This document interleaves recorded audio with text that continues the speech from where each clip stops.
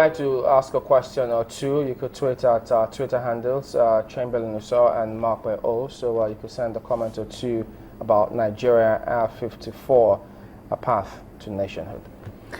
Yeah, just quickly, we were talking about national pride before we went on break, and one will say that we might not say certain things. I mean, we might not use the word pride, but obviously the president did see that there was a need for dialogue last year, and we had that dialogue within this year, and he said, if I'm quoting him correctly, that it's one gift that we should be, to him, it is the greatest, the national conference is the greatest centenary gift to our country that we must cherish and sustain.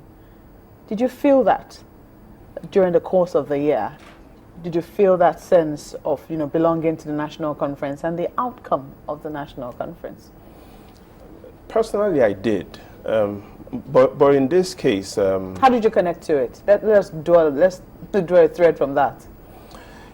Connecting to it was I'll lie on or I'll put my hypothesis on the fact that similar discussion you had earlier today when the senior advocate Robert Clark was here, is that what happens post the national conference. So yes, I did connect to the discussions, especially through the debates on state creation, through the debates on resource sharing, through the debates of other legal issues.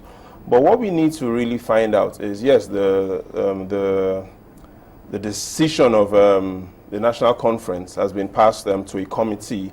Will such decisions be legally binding on us as a country, or will it be that we've had a national conference that just allowed everybody to share thoughts and ideas of how to move the country forward?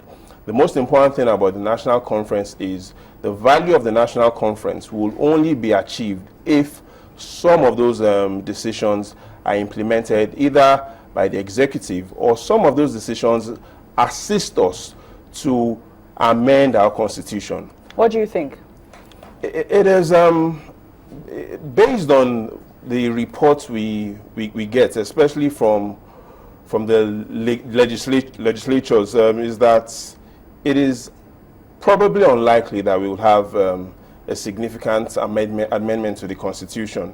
We most likely might see the executive passing some of the recommendations of the conference. So it is likely we see the president and his cabinet considering some of the recommendations and implementing them because they don't require legislative powers.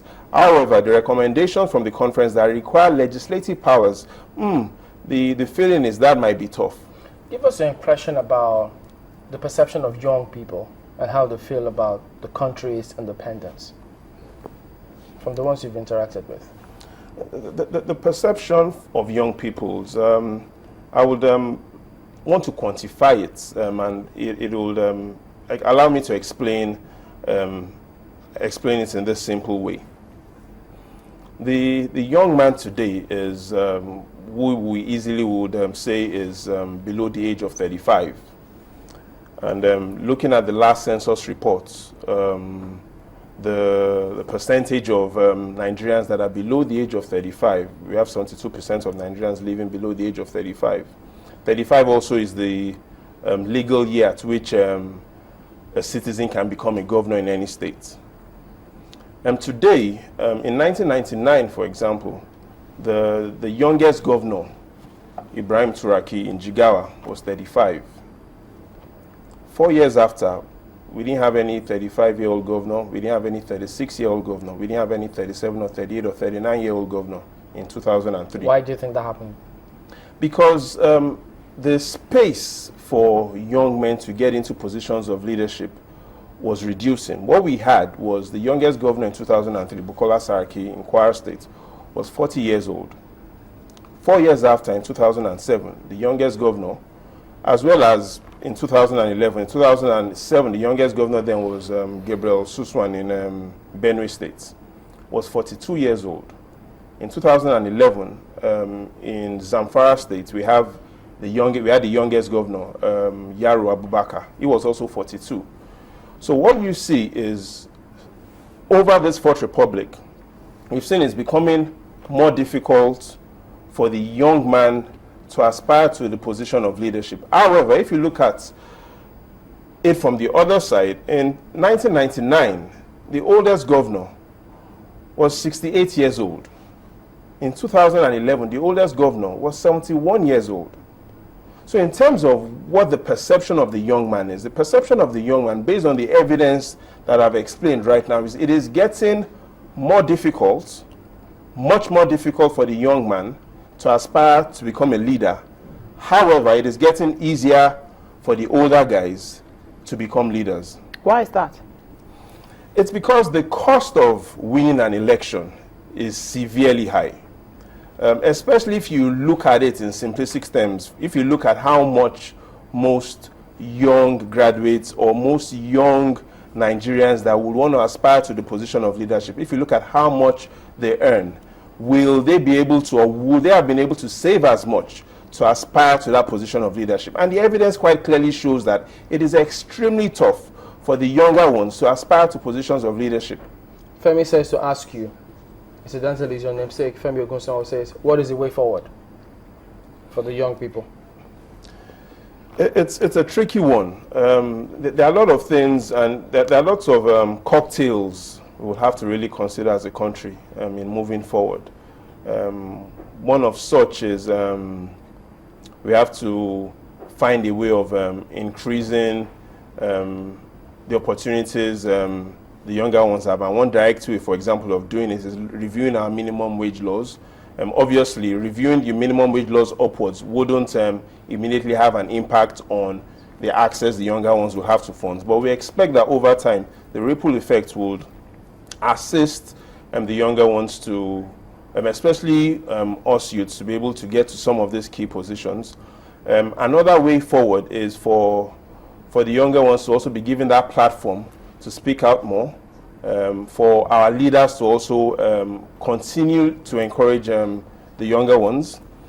And we also have to be able to, as a nation, accept that even though today we're marking Independence Day, there are so many areas of the economy that are not yet independent.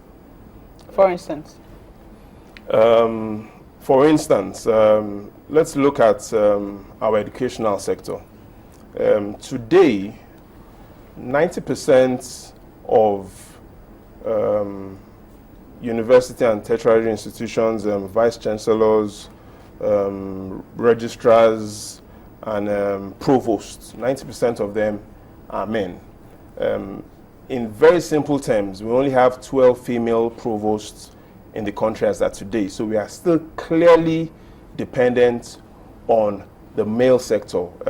That's an indice we should actually look at. That's an indices that we should look at. We should ask ourselves that, and to get how worrisome such indices are, it simply means that you can easily have all the female provosts in the country here to comfortably sit down. Okay.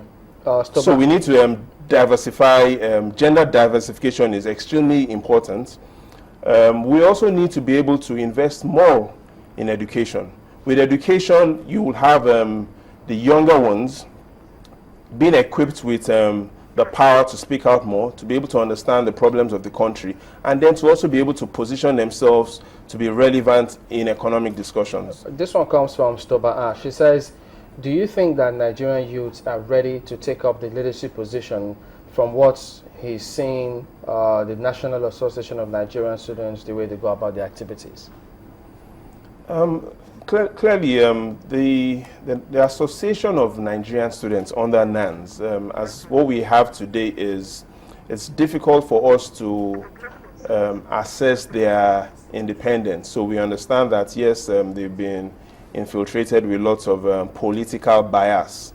And really, as at today, it's extremely tough for us to assert that the National Association of Nigerian Students really does represent the Nigerian students. All right, then, Babajide Ogunsanwo, a data and information analyst, thank you very much for coming on today.